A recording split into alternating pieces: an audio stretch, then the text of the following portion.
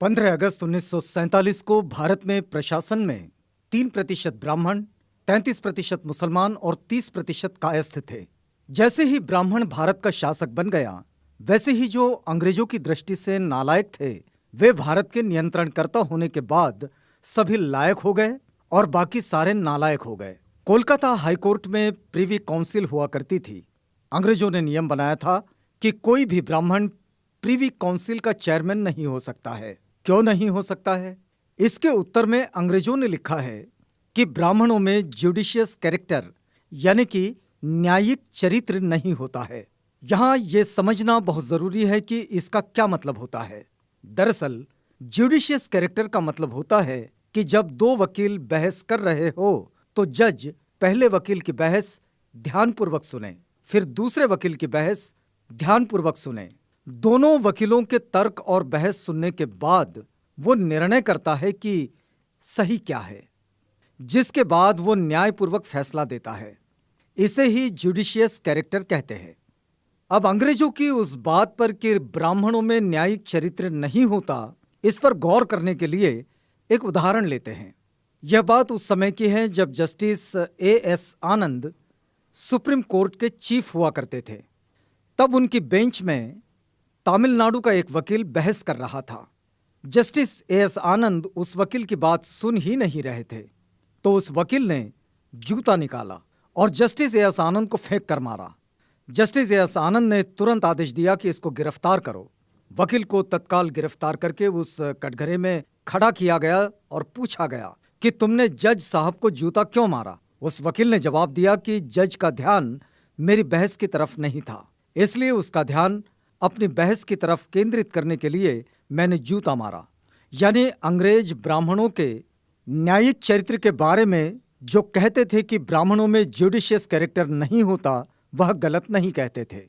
दरअसल judicious character का मतलब होता है निष्पक्षता का भाव, अर्थात निष्पक्ष रहकर दोनों पक्षों या दोनों पक्षों के बहसकर्ताओं को यानी कि वकीलों आदि को, गवाहों को सुनकर सबूतों तथा दस्तावेजों को ध्यानपूर्वक देखकर कानून और न्याय के सिद्धांत के अनुसार अपनी मनमानी ना करते हुए जो सही है उसे न्याय दे। ये गुण ब्राह्मणों के अंदर नहीं है। ये अंग्रेजों का कहना था कि अब सुप्रीम कोर्ट और हाई कोर्ट पर भी ब्राह्मणों ने कब्जा कर लिया है। वर्तमान में हाई कोर्ट में 600 के लगभग जज है और SC, ST, OBC एवं माइनॉरिटी के लगभग 18 जज है। ब्राह्मण तथा तत्सम ऊंची जातियों के लोगों के लगभग 582 जज हैं। ब्राह्मणों का न्यायपालिका पर अनियंत्रित नियंत्रण है, इसलिए संविधान द्रोह करने वाले ऐसे जजों को चौराहे पर लाकर उनका उचित सम्मान करना चाहिए।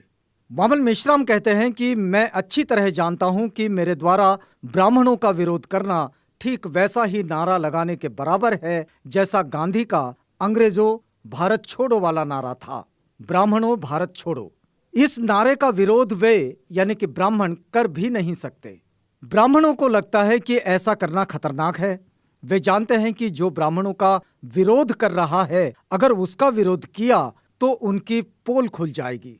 इसलिए वे हमारे लोगों को यानी कि SC, ST, OBC के लोगों को लगातार प्रचार के द्वारा ये मनवाना चाहते हैं कि उन्होंने योग्यता के आधार पर ये कब्जा किया है।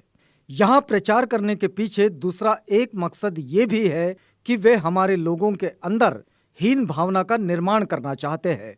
कोई मनोवैज्ञानिक डॉक्टर से पूछिए कि ये हीन भावना क्या होती है, तो वो बताएगा कि हीन भावना एक बीमारी होती है। इसका मतलब है कि अगर निरंतर प्रचार करो कि तुम लायक नहीं हो, तुम लायक नहीं हो, तो सामने वाले के अंदर हीन भावना धीरे धीरे पनपने लगती है।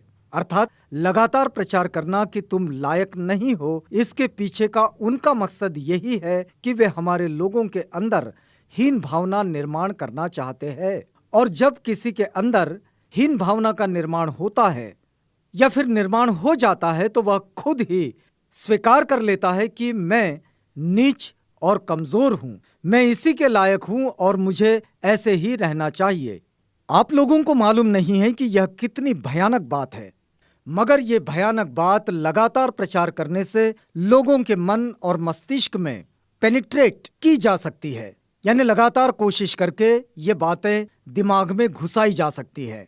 ये बहुत भयंकर षड्यंत्र का हिस्सा है और इसलिए इस षड्यंत्र को समझना जरूरी है। यदि आप इस षड्यंत्र के विरोध में कोई आंदोलन खड़ा करना चाहते हैं तो वह आंदोलन तब तक खड़ा नहीं किया जा सकता है जब तक आप इस षड्यंत्र को नहीं जानते हैं, और तब तक आप कोई भी प्रतिकार नहीं कर सकते हैं। इसलिए पहले इस षड्यंत्र को जानना होगा, फिर इस षड्यंत्र को पहचानना होगा, फिर इसके विरोध में प्रतिरोध एवं विरोध संभव है। इस बात को जानने और समझने के लिए ये बात मैं आप लोगों को बता रहा हूं।